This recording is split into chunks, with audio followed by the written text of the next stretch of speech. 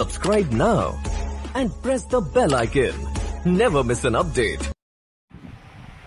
ক্লাসে করব ক্লাস 9 এর চ্যাপ্টার 13 পার্ট 1 সম্পাদ্য নাকি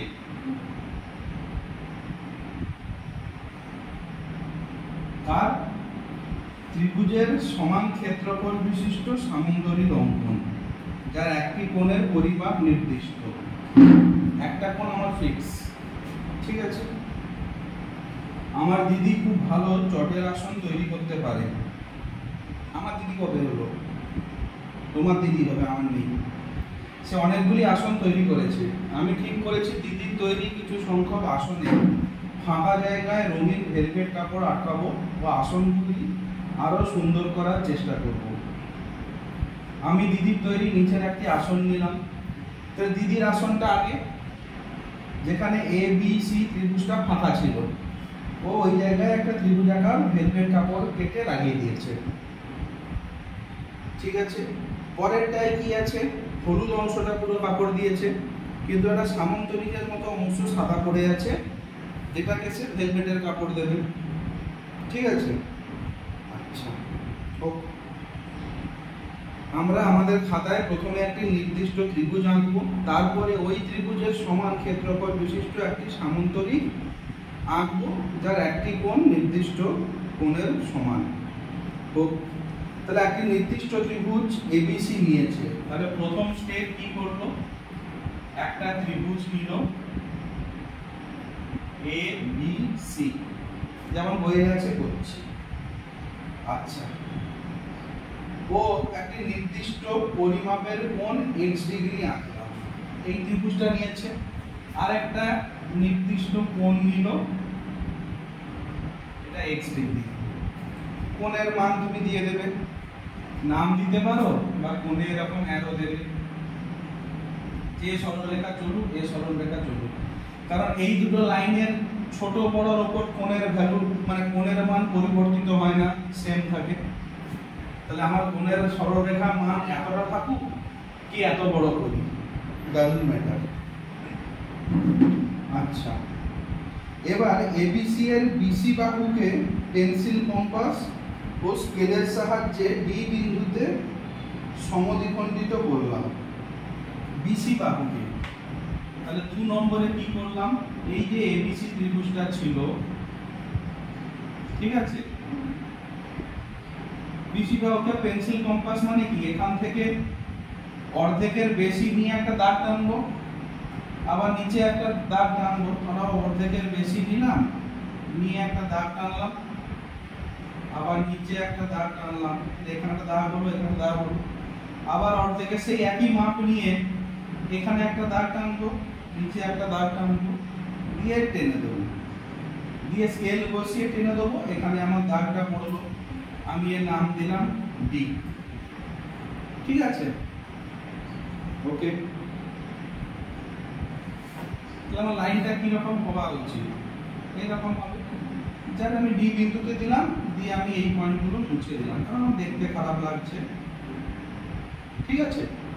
তাহলে বি বিন্দুতে আমার বিসি সরলরেখাটা সমদ্বিখণ্ডিত, তার মানে কি? বিডি সমান বিসি, ঠিক আছে। স্কেল ও পেন্সিলের সাহায্যে এবিসি ত্রিভুজের এ বিন্দু দিয়ে বিসির সমান্তরাল সরলরেখা পি আর আঁকলাম, ঠিক আছে। তাহলে আমার 3 নম্বরে কি হলো? আমার ত্রিভুজ কি ছিল? এরকম ছিল, এ বি সি, এখানে ডি, তার এটা সমান এটা। এবার এ বিন্দু দিয়ে বিসি সমান্তরাল সরলরেখা আঁকলাম। সরলরেখাংশ নাম কি দিলাম? পি কিউ, ঠিক আছে। না পি কিউ না, পি আর এঁকেছি, ভালো করেছি। আমরা যে কোনো সুবিধাজনক পদ্ধতিতে পি আর সমান্তরাল বিসি আঁকতে পারি, যে কোনো পদ্ধতিতে আঁকতে পারি। তবে এখানে এ ও সি বিন্দুতে পেন্সিল কম্পাস বসিয়ে যথাক্রমে বিসি ও এসির সমান দৈর্ঘ্যের ব্যাসার্ধ নিয়ে দুটো বৃত্তচাপ এঁকেছি। মানে তাহলে এটা কি রকম আঁকলাম? দেখি চেষ্টা করে। আমি এসি সমান্তরাল এঁকে তো দিলাম, স্যার আপনি বললেন আমি সমান্তরাল আঁকলাম, এঁকেও দিলাম, কিন্তু পরীক্ষায় আঁকবো কি করে? তাহলে সমান্তরাল সরলরেখা মানে কি? এই ডিসটেন্সটা প্রত্যেকের সমান হবে। তাহলে কি করলো, এই যে ডিসটেন্সটা বিসি নিল, নিয়ে এ বিন্দু থেকে, ধরো আমি ডিসটেন্সটা নিলাম বি বিন্দু থেকে সি বিন্দু এতটা, এ বিন্দুতে বসিয়ে একটা বৃত্তচাপ আঁকলো এখানে, ঠিক আছে? বিসি দৈর্ঘ্য নিল, এবার এসি দৈর্ঘ্য নিলাম, এসি দৈর্ঘ্য নিয়ে কোত্থেকে আঁকবো? সি থেকে এসি আঁকলাম। ধরো কথায় বলছি এখানে ছেদ করবো, তার মানে আমার এই পয়েন্ট যদি স্কেল বসিয়ে দেই, যে সরলরেখাংশটা পাবো কি আর, ঠিক আছে, আঁকলাম। এরপর কি বলছে, এই যে আমার ছেদ বিন্দুটা পেলাম, এইটা কিউ বিন্দু, এরপরে কিউর সঙ্গে সি আমি যোগ করে দিলাম, ঠিক আছে? ঠিক নেই না? ঠিক আছে, আচ্ছা। 4 নম্বরে কি করছে,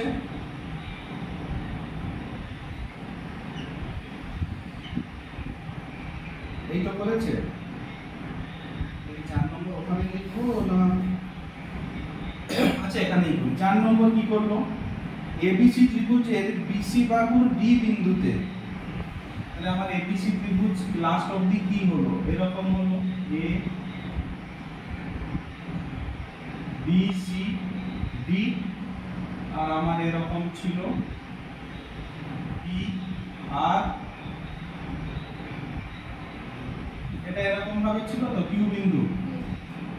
আমি এখানে প্রথমে একটা x ডিগ্রি অ্যাঙ্গেল এঁকেছিলাম, ডি বিন্দু থেকে এবার একটা x ডিগ্রি অ্যাঙ্গেল আঁকবো, মানে এই অ্যাঙ্গেলটা যত ডিগ্রি আছে, ধরো 45 ডিগ্রি, আমি এই বি বিন্দু থেকে 45 ডিগ্রি আঁকবো। তো চাঁদার লাইনটা এখানে ম্যাচ করে দেখবো 45 ডিগ্রি কোথায় পড়ছে। আমি ধরো এরকম করে এঁকে দিলাম একটা বি বিন্দু থেকে, তাহলে আমার এই কোণটা কত হলো, x ডিগ্রি। গুড, হয়েছে? যেটা আবার পি আর সমান্তরাল সরলরেখাকে কিসে ই বিন্দুতে ছেদ করছে, এর নাম দিয়েছে বিজি। বোঝা যাচ্ছে পরপর কি হচ্ছে দেখো, ঠিক আছে? রেকর্ডিং হচ্ছে তো না? ওকে। 5 নম্বর কি বলছে, এটা 4 হয়ে গেল।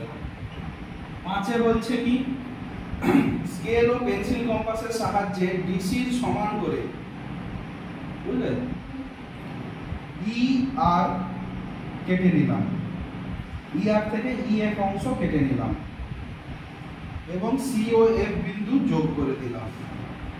তাহলে এবার কি করলাম, এই যে অংশটা আছে, আমি কি করলাম, আমার এই সামান্তরিক ছিল এ বি সি ডি, আমি এরকম টেনেছিলাম আর পি কিউ ছিল তো, তারপর এখান থেকে টেনেছিলাম জি ই, এখানে আমার ডি আছে, এটা এক্স ডিগ্রি। এবার বলছে ই বিন্দু থেকে ডিসি সমান একটা অংশ নিয়ে কেটে নেব, ঠিক আছে? যেটা আমার কি বলছে, ধরো ডিসি সমান নিয়ে এখানে কেটে নিলাম, এটা আমার কিউ, এখানে আমি নাম দিলাম এফ। কেটে নিয়ে এবার তারপরে কি করলাম, এটাকে আমাকে যোগ করতে তো বলেনি, আমি করবো কেন, ঠিক আছে? আমি তো ডট ডট দিয়ে রেখেছিলাম এই জন্য। এবার কি করলাম, সি এ যোগ করে দিলাম। তাহলে এই যে আমি কোণটা এঁকেছিলাম, এই দৈর্ঘ্যর সমানই এই দৈর্ঘ্য নিয়েছি, তার মানে এই দৈর্ঘ্যটা প্রত্যেকটা ক্ষেত্রে সমান। তার মানে অ্যাকচুয়াল তাহলে আমার ডিই আর সিএফ কি হলো, সমান্তরাল সরলরেখা। একমাত্র সমান্তরাল সরল রেখাতেই কি হয়, প্রত্যেকটার দূরত্ব সমান থাকে। দূরত্ব সমান না হলে তো ছেদ হয়ে যাবে। তার মানে আমি এখান থেকে পেলাম কি, EF সমান্তরাল DC, EF সমান্তরাল DC পেলাম কিনা? হ্যাঁ। আবার DC EF সমান নাকি না? DC EF সমান্তরাল তো আমরা আগে থেকেই জানি, কারণ BC এর সমান্তরাল তো PR রেখেছি।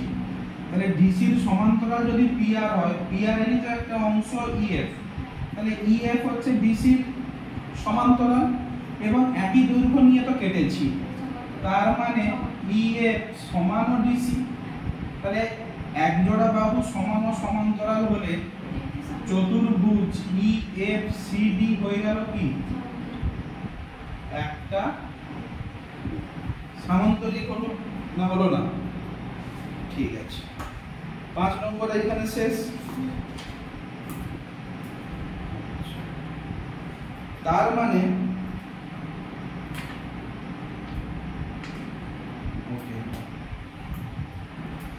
এটা তো আমি এঁকে নিলাম, কিন্তু এবার তো আমাকে প্রমাণ করতে হবে কি, যে ত্রিভুজ ABC এর ক্ষেত্রফল সমান যে চতুর্ভুজ EFCD এর ক্ষেত্রফল। এটাই তো আমাদের সম্পাদ্য বলছে নাকি, করতে হবে। তাহলে আঁকতে কেমন হবে বুঝতে পারলে তো? আঁকাটা স্টেপ বাই স্টেপ কিভাবে আঁকছি এটা বুঝতে পারলে। এবার আমরা তাহলে মুছে দিচ্ছি, এরপরে আমরা যাব যে প্রমাণ করার ব্যাপারটা। আমি সব রেখে দিচ্ছি, শুধু এই ছবিটা বাদে সব মুছে দিচ্ছি, এইটা বাদে, কারণ এটা আমাদের ফাইনাল ছবি হয়েছে। তাহলে আমি এদিকটা মুছে দিচ্ছি।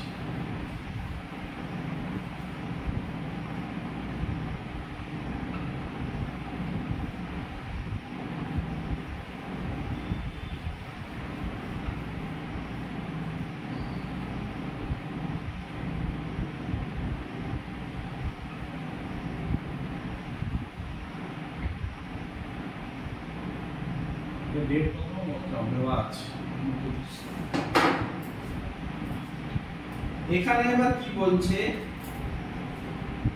A ও D বিন্দু যোগ করতে বলছে। তাহলে আমার AD সরল রেখাটা কি হচ্ছে, আমি যদি AD যোগ করি, তাহলে ABC ত্রিভুজের BC বাহুর মধ্যবিন্দু তো D, তাহলে একটি বাহুর মধ্যবিন্দু যদি শীর্ষবিন্দু থেকে সরল রেখা টানি, সেটা কি হবে? ত্রিভুজ তো হচ্ছে, এই সরল রেখাটাকে কি বলবো? মধ্যমা। তাহলে আমার AD সরল রেখা হয়ে যাচ্ছে মধ্যমা। মধ্যমা কি করে? দুটো ত্রিভুজকে সমান ভাগে ভাগ করে। তার মানে এখান থেকে আমি পাচ্ছি কি, ত্রিভুজ ABD সমান ত্রিভুজ ADC। পাচ্ছি কিনা? ঠিক আছে। আচ্ছা, এবার আমি আমার মতো করিয়ে দিচ্ছি, তারপরে বইয়ে কি আছে আমি দেখব। অ্যাকচুয়ালি কিন্তু লাইনে যেগুলো আমি পড়াচ্ছি, আগে আমি আমার সময় দেখেছি, এখন আমিও পড়ছি, তুমিও পড়াচ্ছি। ঠিক আছে। আচ্ছা, তাহলে এডি মানে এইটা আর এইটা, এই দুটো ত্রিভুজ সমান, এবং কি জানি, ত্রিভুজ এবিডি প্লাস ত্রিভুজ এডিসি সমান ত্রিভুজ এবিসি। এই ত্রিভুজ প্লাস এই ত্রিভুজ মিলে তো এবিসি, এবং এই দুটো সমান। আর আমরা আগের ক্লাসে, আগের চ্যাপ্টারে উপপাদ্যে কি দেখেছি, একই সমান্তরাল সরলরেখা যুগলের মধ্যে অবস্থিত, একই ভূমি বিশিষ্ট এবং একই পাশে অবস্থিত একটি ত্রিভুজের ক্ষেত্রফল একটি সামান্তরিকের ক্ষেত্রফলের অর্ধেক হয়। তার মানে আমি যদি এখানে ত্রিভুজটাকে ধরি এডিসি, ত্রিভুজ এডিসি এবং সামান্তরিক ইএফসিডি, ঠিক আছে, ইএফসিডি একই ভূমি, ডিসি হচ্ছে ভূমি, একই সমান্তরাল সরলরেখা যুগলের মধ্যে আছে, দুটোই PR সমান্তরাল BC এর মধ্যে আছে, ঠিক তো? তাহলে উপপাদ্য অনুযায়ী কি হবে? ত্রিভুজ ADC এর ক্ষেত্রফল হাফ অফ সামান্তরিক EFCD। তাহলে ADC এর ক্ষেত্রফল সামান্তরিকের অর্ধেক। তার মানে আমি এই জিনিসটা এর অর্ধেক, তো তাহলে এই রকম জিনিস যদি আমি আরেকটা দিয়ে দেই তাহলে এই অর্ধেকটা উঠে যাবে। একটা হচ্ছে এর অর্ধেক, তাহলে এর দুটো হবে এর সমান। তাহলে আমি কি করলাম? ত্রিভুজ ADC প্লাস ত্রিভুজ আরেকটা ADC করলাম। তাহলে এটা হবে সামান্তরিক EFCD এর সমান। ADC কে আমি ADC রাখলাম, আবার ADC সমান তো ABD, আমি এখানে ত্রিভুজ ABD করে দিলাম। সমান্তরাল EFCD এর সঙ্গে সমান হলো। আবার এই দুটো মিলে কি? ত্রিভুজ ABC। তো তাহলে এই দুটো মিলে হচ্ছে কি? ত্রিভুজ ABC সমান সামান্তরিক EFCD। সেটাই তো আমাকে প্রমাণ করার ছিল, ত্রিভুজের ক্ষেত্রফল এই সামান্তরিকের ক্ষেত্রফলের সমান প্রমাণ করতে হবে। বা প্রমাণ করতে হবে না, বা আমরা প্রমাণ করলাম যে ত্রিভুজের ক্ষেত্রফলের সমান একটা সামান্তরিক আমরা আঁকলাম। এঁকেছি পদ্ধতিটা আগে আমরা দেখিয়েছি, কিন্তু যে সমান ক্ষেত্রফল বিশিষ্ট সেটা আমরা এইভাবে প্রমাণ করে দিলাম। বোঝা গেছে কি না এই ব্যাপারটা? যদি কোথাও ডাউট থাকে বলো। ঠিক আছে, এবার দেখি বই কি এইভাবেই করেছে না এইভাবেই করেছে। ঠিক আছে, বুঝতে পারলে তো এটা? তাহলে পরে যেটা বলছে 3, 4, 6 বিশিষ্ট ত্রিভুজ, সেন্টিমিটার বিশিষ্ট ত্রিভুজ একটা আঁকবে এবং 30 ডিগ্রি বলেছে। তো সেম সেইভাবে 5টা স্টেপ ফলো করলে করবে। 3 নম্বর কি বলছে? PQR সমান ক্ষেত্রফল বিশিষ্ট সামান্তরিক আঁকো যার একটা কোণ 90 ডিগ্রি। তাহলে আমার বিলো যদি 90 ডিগ্রি হয়, সূক্ষ্মকোণ যদি হয়, আমি সামান্তরিক পাবো। আর 90 ডিগ্রি হলে কি পাবো? হয় আয়তক্ষেত্র না হয় বর্গক্ষেত্র। এবং বর্গক্ষেত্র এবং আয়তক্ষেত্র দুটোই সামান্তরিক, একই রকম ফলো করবে সব। আচ্ছা, কোষে দেখি 13 আছে, এটাকে আমরা এখন স্কিপ করছি, লাস্টে করব। তো 13 নম্বর তো হয়ে গেল, শুরু হতেই খতম হয়ে গেল।